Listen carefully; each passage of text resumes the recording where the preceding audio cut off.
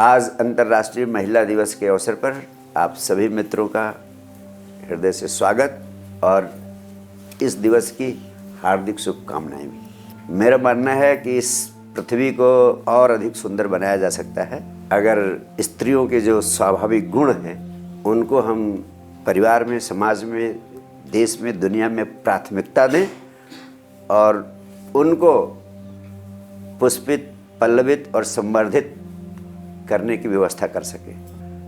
इसलिए इस अंतर्राष्ट्रीय महिला दिवस के अवसर पर मैं यही कहना चाहूँगा कि स्त्रियों को जो गरिमा, जो सम्मान, जो गौरव मिलना चाहिए था सृष्टि के प्रारंभ से और जिससे वे अभी तक वंचित रही है, टिल वेरी रिसेंटली स्त्रियों को सिर्फ वस्तु की तरह ट्रीट किया जाता रहा है।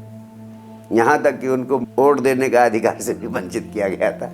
ये कितने दुर्भाग्य की बात है। बहुत सारे देशों में तो अभी 20वीं सदी के अंतिम चरण में उन्हें वोट देने का अधिकार मिला है। तो कितना दुर्भाग्य रहा है कि जो पूरी मनुष्यता स्त्री के बिना आधी है और जो मनुष्यता का बेटर हाफ है वो इतना अधिक अत्याचार, उत्पीड़न और अमानवीय जीवन जीने को विवश रहा है।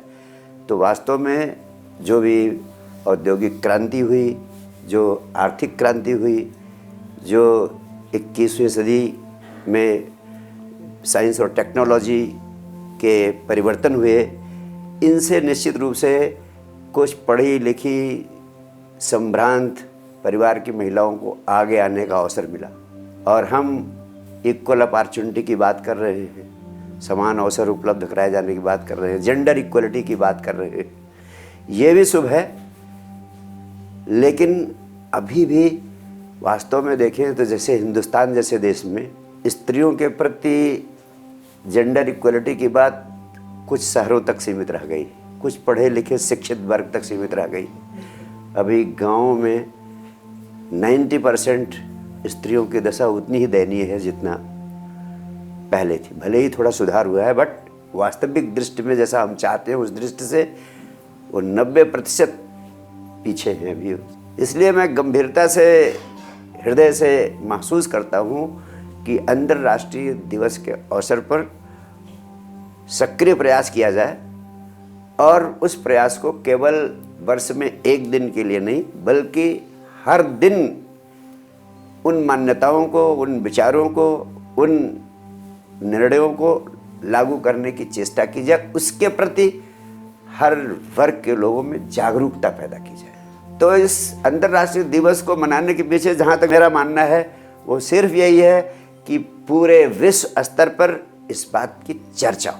अगर हम इसकी चर्चा करते हैं, इस बात, अपने विचार को, इस भाव को दूर दूर तक फैलाते हैं और लोगों को प्रेरित करते हैं, इस पर सोचने के लिए विवश करते हैं, उसको इस दिशा में चिंतन करने के लिए, तो निश्चित रूप से हम बहुत जल्दी महिला सशक्तिकरण के लक्ष्य को प्राप्त कर सकते हैं। आप लोग महिला जीवन की अंतरंगता से परिचित हैं, उसके सभी आयामों को आपने जिया है बचपन से और आप लोगों के माध्यम से सभी मित्रों को, स्पेशली सभी महिलाओं को आज के अवसर पर ये संदेश देना चाहता हूँ कि यह उनके जीवन का बहुत महत्वपूर्ण आयाम है।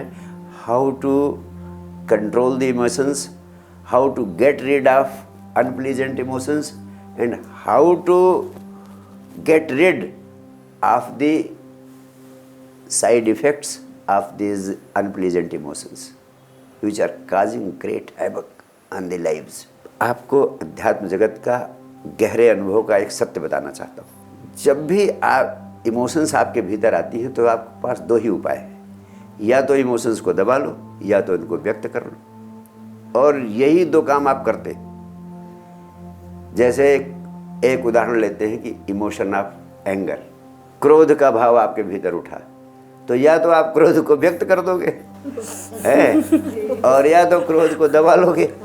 व्यक्त कर दोगे तो भी तो एक ज्वालामुखी आ सकता है, वो ज्वालामुखी से गुजरोगे है। व्यक्त नहीं करोगे तो भीतर एंजाइटी, डिप्रेशन और कैंसर की सिचुएशन पैदा होगी जिसके आप शिकार होगे। और ये दोनों नुकसान आपको पूरी ज़िंदगी नुकसान पहुंचाते रहते हैं, आप उनसे मुक्त नहीं हो पाते हो। उपदेश कितने भी आपको दिए जाते हैं सब व्यर्थ चले जाते हैं। तो मैं आपको उपाय बताता हूँ कि ये दोनों काम नहीं करना है। ना तो उस भावना का भोग करना है, यानी उसे व्यक्त नहीं करना है, ना भोग और ना दमन, ना दबाना है, सिर्फ जागना है। इस जागरण पर मैंने बहुत प्रयोग किया। जैसे आपको क्रोध आ रहा है किसी बात, आप छोटा सा प्रयोग क्रोध से शुरू करें। जब क्रोध उठ रहा है तो सिर्फ जाग जाओ, उस समय होश में आ जाओ कि मुझे क्रोध आ रहा है, और जाग के देखो कि मेरे भीतर क्रोध उठ रहा है। जो भाव जग रहा है आपके भीतर, उस क्षण होश में आ जाते हो तो आप उस भाव के प्रति जाग जाते हो। होश आ जाए कि मेरे भीतर क्रोध उठ रहा है। ये अध्यात्म का विज्ञान कहता है कि जब आप जाग जाएंगे और भीतर उठते हुए क्रोध को, you will simply start watching it, just become a witness to it. अपने भीतर उठते हुए क्रोध के साक्षी बन जाओ। और मैं कहता हूँ कि शुरू में 5 मिनट आप कोशिश करो कि हम 5 मिनट क्रोध को देखेंगे।